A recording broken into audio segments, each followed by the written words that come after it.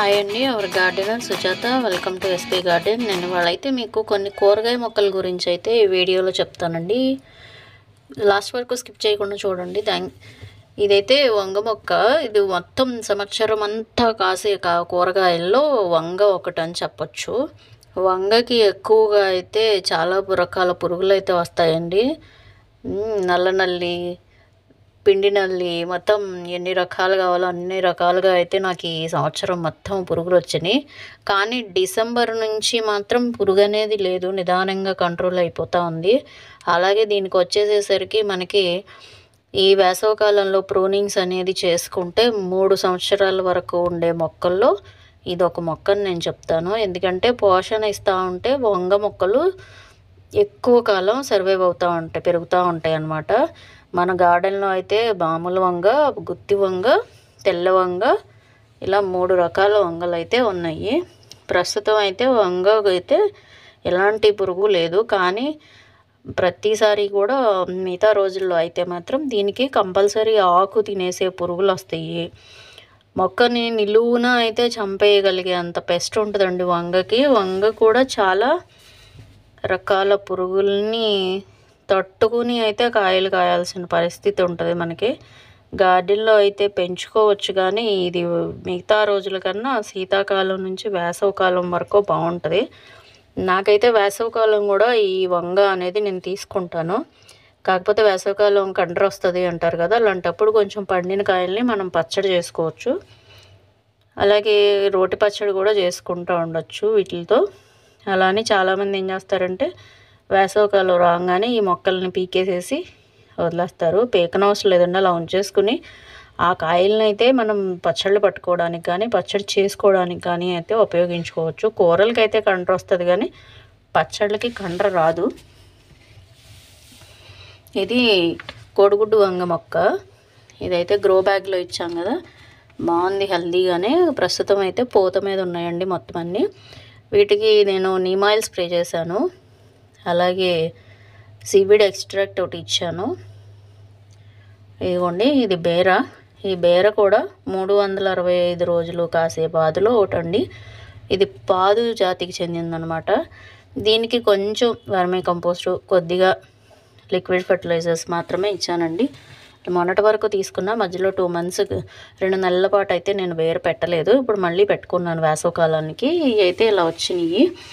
దీనికైతే కొద్దిగా సపోర్ట్ ఇస్తే, పందిరిలాగా సపోర్ట్ ఇస్తే కాస్తుంది. బీరకాయ తినడం వల్ల ఏముంటుందో, దాంట్లో పీచు పదార్థం ఉండడం వల్ల తేలికగా జీర్ణం అవుతుందండి. ఇది దీంట్లో ఫైబర్ కంటెంట్ ఎక్కువ ఉంటుంది, తొక్కతో సహా అన్ని దీంట్లో పోషక విలువలు ఎక్కువ ఉన్నది బీర. ఇదిగోండి, ఇలా అయితే కర్ర పాతేసుకుంటున్నాను.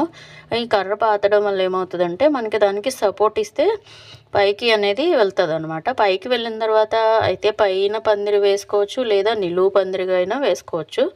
ప్రస్తుతం అయితే అది ఉన్న పరిమాణానికి ఈ కర్ర సరిపోతుంది. అందుకనైతే మనం తీసుకున్న కుండీలోనే కర్రనైతే లోపల వరకు గుచ్చాను. గుచ్చి ఈ పాదునైతే దీనికి పెట్టాలి. పెట్టి ఒక తాడు అనేది సపోర్ట్ ఇవ్వండి, ఇస్తే ఉంటుంది. ఇది కొంచెం 12-13 ఆకులు వరకు పెరిగిన తర్వాత అయితే కింద పెరిగిన ఆకులను అయితే తీసేసుకోవాలి. అప్పుడు మనకి మొక్క అనేది ఆరోగ్యంగా ఉంటుంది. ఇదిగోండి, ఇక్కడ పూత వచ్చేసింది ఆల్రెడీ. సో అందుకని దీనికైతే నేను ఇలా కర్ర ఇచ్చి దీన్ని ఇలా కడుతున్నాను. ఇది కూడా చాలా తేలిగ్గా పెరుగుద్దండి. దీనికి ఎక్కువ ఏంటంటే మామూలు పూత అనేది కొంచెం ప్రాబ్లంగా ఉంటుంది. ఒకవేళ పాలినేషన్ జరగకపోతే మనం టెర్రస్లో హ్యాండ్ పాలినేషన్ చేసుకోవచ్చు. అదైతే 20 లీటర్ల టిన్లో ఇచ్చాను కదా, ఇదైతే 50 లీటర్ల డ్రమ్ములో పెట్టుకున్నాను. 3 మొక్కలు ఎందుకు పెట్టారు అంటే, ఒక గింజ విత్తనము డౌట్గా ఉండి 3 పెట్టాను. 3 కూడా సర్వైవ్ అయినాయి. తీసి ఇంకో చోట వేసుకోవచ్చు, లేదా అలాగే ఉంచేసి ఎక్కువ పరిమాణంలో అయితే మనం పోషకాలు అనేది ఇవ్వాల్సి ఉంటుంది. చూసారు కదా, ఇది 20 లీటర్ల డ్రమ్ అనమాట. దాని పక్కన కూడా తోటకూర కూడా ఉంది. ఇది క్యాలీఫ్లవర్ కూడా చాలా విటమిన్స్ కలిగిన ప్లాంట్ పువ్వు అండి. కాకపోతే దీన్ని కిడ్నీ పేషెంట్స్ కానీ డయాబెటిక్ కిడ్నీ పేషెంట్స్ తీసుకోకూడదు, ఎందుకంటే వాళ్ళకి ఎఫెక్ట్ ఎక్కువ అవుతుంది అనమాట. కిడ్నీలో స్టోన్స్ ఉన్న వాళ్ళు కూడా దీన్ని తినకూడదు. గాలి బ్లాడర్లో స్టోన్స్ ఉన్న వాళ్ళు కూడా ఈ క్యాలీఫ్లవర్ అనేదాన్ని తీసుకోకూడదు. దీనికి కూడా బయట అయితే చాలా రకాల పురుగులు అవి వస్తాయి, మందులు కొడతారు. నేనైతే గార్డెన్లో ఏమీ స్ప్రే చేయలేదు, ఒక నీమ్ ఆయిల్ తప్ప. ఇది అయితే టెర్రస్ మీద ఉంది, దీనికి అసలు ఇంత కూడా పెస్ట్ పట్టలేదు. కింద అయితే మాత్రం పెస్ట్ వచ్చింది, పచ్చపురుగు వచ్చింది బాగా.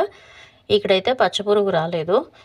మన గార్డెన్లో ఏదైనా పురుగు ఉంది అంటే మన చేత్తో తీసేసుకోవడానికే చూడండి. పురుగు మందులు లాంటివి స్ప్రే చేసుకోకండి, దానివల్ల మనం ఇంట్లో పండించుకున్న ఉపయోగం ఏమి ఉండదన్నమాట. ఇదైతే నల్ల టబ్లో ఇచ్చాను, ఇంకా పువ్వు అయితే రాలేదు. నేను చేసిన తప్పు ఏంటంటే మొక్క పరిమాణాన్ని చూసుకుని అయితే కంటైనర్ ఇచ్చుకోవాలి, అది ఇవ్వలేదు. ఇది కాకర అండి, ఇది కూడా ఎన్నో పోషకాలు కలిగినటువంటి కాకర. ఇది తీసుకోవడం వల్ల ఏమవుతుందంటే పిల్లలకు కానీ పెద్దవాళ్ళకి కానీ మనం తినే ఆహారం వల్ల నులిపురుగు అనేది వస్తుంది కదా, ఆ నులిపురుగు నివారణ అనేది అయితే ఆటోమేటిక్గా జరిగిపోతుంది. అందుకని 10 రోజులకు ఒకసారి అయితే కంపల్సరీ కాకర అనేది తీసుకోవచ్చు. ఇది రుచికి చేదుగా ఉంటుంది, కానీ దీంట్లో ఆరోగ్య ప్రయోజనాలు అనేకంగా ఉంటాయి అన్నమాట, అధికంగా. ఇదిగోండి, నేనైతే దగ్గర 6 నెలల నుంచి అయితే ఈ కాకరకాయలు తీసుకుంటానే ఉన్నాను. మనం వేసుకున్న విత్తనాన్ని బట్టి కూడా మనకి ఈల్డింగ్స్ అనేవి వస్తాయి. దీనికి పెద్దగా ఏమీ లేదండి, అక్షింతల పురుగైనా ఒకటి పడుతూ ఉంటుంది. ఇంగవ మజ్జిగ ద్రావణం ఇచ్చాను, దాంట్లో పసుపు కలిపి. ఇంకా అంతకు మించి నేను దీనికి పెస్ట్ అనేది నివారణ ఏమీ లేదు, అసలు ఇప్పుడు పట్టలేదు సరిగ్గా. అదని ఇదని అంటారు, కానీ మామూలుగా ఇదివరకటి రోజుల్లో పట్టే, కానీ ఈ ఆర్గానిక్ వాడడం మొదలుపెట్టాక నాకు అక్షింతల పురుగు అనేది గార్డెన్లో కనిపించలేదు. కాకపోతే దీనికి కాయ తొలచ పురుగు వస్తుంది, ఇదిగో చూసారా. అందుకే ఇది తయారవకుండానే ఇలా పండిపోయి ఇదైందనమాట. అందుకని ట్రాప్స్ పెట్టుకోవాలండి. మామూలు ఎల్లో స్టిక్కీ ట్రాప్స్ ఉంటాయి, బ్లూ ఉంటాయి, వైట్ ఉంటాయి. ఇలాగా ఈ ట్రాప్స్ పెట్టుకోవడం వల్ల కొన్ని రకాల దోమలు నివారణ అవుతాయి.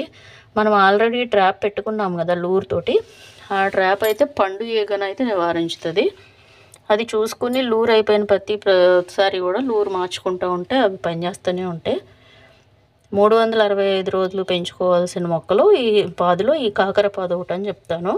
ఇది డయాబెటిక్ వాళ్ళకి చాలా మంచిది. దీన్ని కూరలు చేసుకుని తినొచ్చు, జ్యూస్ కూడా చేసుకుని తాగొచ్చు అండి. చేదుగా ఉంటుంది అన్నమాట, కానీ అన్ని రకాలుగా కూడా దీన్ని కూడా వండుకొని తినొచ్చు. చూసారుగా, నాకైతే సాటిస్ఫాక్షన్గా మంచిగా కాపు కాసుకుని దీనికి తృప్తికరంగా చేసింది కాకర కూడా ఒకటి ఉంది.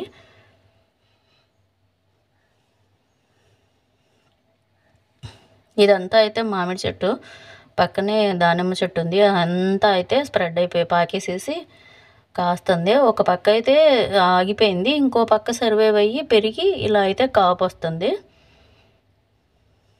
ఈ ఆకులు కూడా మామూలుగా ఏదన్నా వైద్యకానికి వాడాలి అనుకున్నప్పుడు ఆకులను కూడా వాడతారు. ఇది ఆనపాదు పెట్టి 2 నెలలు అయింది, ఇప్పుడైతే బాగా సర్వైవ్ అవుతుంది, పూత మీద ఉంది బాగా. ఈ ఆనప కూడా తీసుకోవడం వల్ల తేలిగ్గా డైజెషన్ అవుతుంది. బేర ఎలాగో ఈ ఆనప కూడా అలాగేనండి. ఇది తేలిగ్గా మనకి ఏంటంటే నీరు శాతం ఎక్కువగా ఉండే కాయలో ఇది ఒకటి అనమాట. ఇది కూడా 365 రోజులు కాస్తూనే ఉంటుంది. దీనికి ఓన్లీ ఆకుకి మాత్రమే తుప్పు తెగుల్లాగా వస్తుంది తప్ప ఏ రకమైన పురుగులు రావు దీనికి కూడా. ఇది కూడా సంవత్సరం అంతా పండించుకోవచ్చండి. దీనికి మామూలుగా అన్నిటికీ ఇచ్చినట్లే పేడ ఎరువు, vermicompost, organic fertilisers, magical fertilisers, బియ్యం గడిగిన నీళ్ళు ఇలా మాత్రమే ఇస్తూ ఉన్నాను ప్రతి మొక్కకి కూడా. నాకైతే సాధ్యమైనంత వరకు సీవీడ్ ఎక్స్ట్రాక్ట్ స్ప్రే చేసిన తర్వాత మొక్కల్లో అయితే తేడా ఉంది. అంతకుముందు ఎంత చేసినా ఏంటో డిఫరెన్స్ తెలిసేది కాదు, కానీ సీవీడ్ అనేది బాగా పనిచేసింది. ఇక్కడ చెరుకు కూడా ఉంది కదా, చెరుకు కూడా నేనైతే ఏమి ఇవ్వను. ఇంకో వీడియోలో అయితే చెరుకు గురించి చెప్తాను మీకు. ఇదైతే చాలా ఎక్కువ భాగం పాకి కాయలు కాసే పాదు జాతి మొక్క అనమాట. నెక్స్ట్ వచ్చేసి పచ్చిమిర్చి, ఇది కూడా సంవత్సరం అంతా కాస్తూనే ఉంటాయి.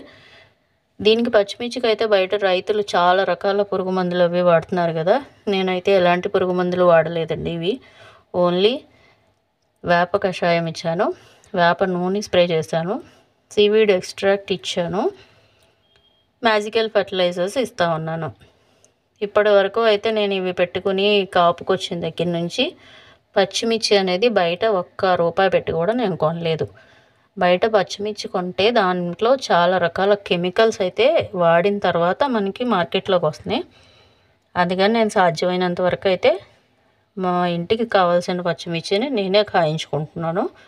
ఈ మొక్క కూడా 3-4 సంవత్సరాలు ఈజీగా ఉంటుందండి. మనం ఇచ్చే పోషణ దానికి చేసే టైం టు టైం చేస్తే, ప్రూనింగ్ చేస్తూ ఉంటే, ఎప్పటికప్పుడు కత్తిరించుకుంటూ ఉంటే కాస్తనే ఉంటుంది. ఇది సెల్ఫ్ పాలినేషన్ చేసుకునే మొక్క అండి. ఇది కూడా ఇది టమాటో. ఈ టమాటో కూడా 365 రోజులు వస్తుంది. కాకపోతే దీనికి వాతావరణం అనేది అనుకూలంగా ఉండాలి.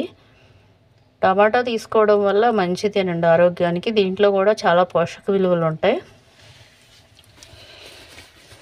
టమాటాని సౌందర్య సాధనాల్లో కూడా ఉపయోగించుతూ ఉంటారు. దీంతో పచ్చడి చేసుకోవచ్చు, అలాగే కెచప్స్ చేసుకోవచ్చు. చూసారుగా కాయలు కూరల్లో వేసుకోవచ్చు. మొక్క అయితే ఇది బాగానే ఉందండి. దీనికి కూడా ఆకుకి సంబంధించిన తెగులే వస్తూ ఉంటుంది. నేను దీనికి నీమాయిల్ అయితే స్ప్రే చేశాను. స్ప్రే చేసిన తర్వాత అయితే ఏమీ లేదు. పైన అయితే ఎందుకని సర్వైవ్ అవ్వలేదు, కానీ ఇక్కడైతే సర్వైవ్ అయింది. ఈ టమాటో అనేది 4 నెలలు అయింది కదా పెట్టుకుని, ఇప్పుడు కాస్తనే ఉంది. టమాటాని కిడ్నీ పేషెంట్స్ కూడా తీసుకోకూడదండి. గాలి బ్లడర్లో స్టోన్స్ కానీ, కిడ్నీలో స్టోన్స్ కానీ ఉన్నవాళ్ళు టమాటాని ఎక్కువ వాడకూడదు. థైరాయిడ్ ప్రాబ్లం ఉన్న వాళ్ళు కూడా టమాటాని వాడుకోకుండా ఉండడం మంచిది. మిగతా వాళ్ళందరూ కంపల్సరీ టమాటా రోజు తీసుకోవచ్చు. పరగడుపున టమాటో తినడం వల్ల ఆరోగ్యానికి చాలా మంచిది. డయాబెటిక్ వాళ్ళు అయితే రోజు పరగడుపుతో ఒక టమాటో తినాలి అని చెప్తారు. ఇది తమ్మ చెట్టు. ఇది కూడా కాస్తనే ఉంటుంది. బీన్స్ వెరైటీకి చెందిన మొక్క అనమాట, పాదనమాట. ఇదండి ఇవాళ వీడియో. ఇలాంటి మంచి మంచి వెజిటేబుల్స్ గురించి, కూరగాయల గురించి, ఆర్గానిక్ ఎలా పండించుకోవాలనే దాని గురించి తెలుసుకోవాలనుకుంటే నా ఛానల్ సబ్స్క్రైబ్ చేసుకోండి. ఫస్ట్ టైం చూసేవాళ్ళు ఎవరన్నా అయితే సబ్స్క్రైబ్ చేసుకుని బెల్ ఐకాన్ ప్రెస్ చేయండి. లాస్ట్ వరకు స్కిప్ చేయకుండా చూడండి. Thanks for watching. ఇంకో వీడియోలో మళ్ళీ కలుద్దాం. By bye friends.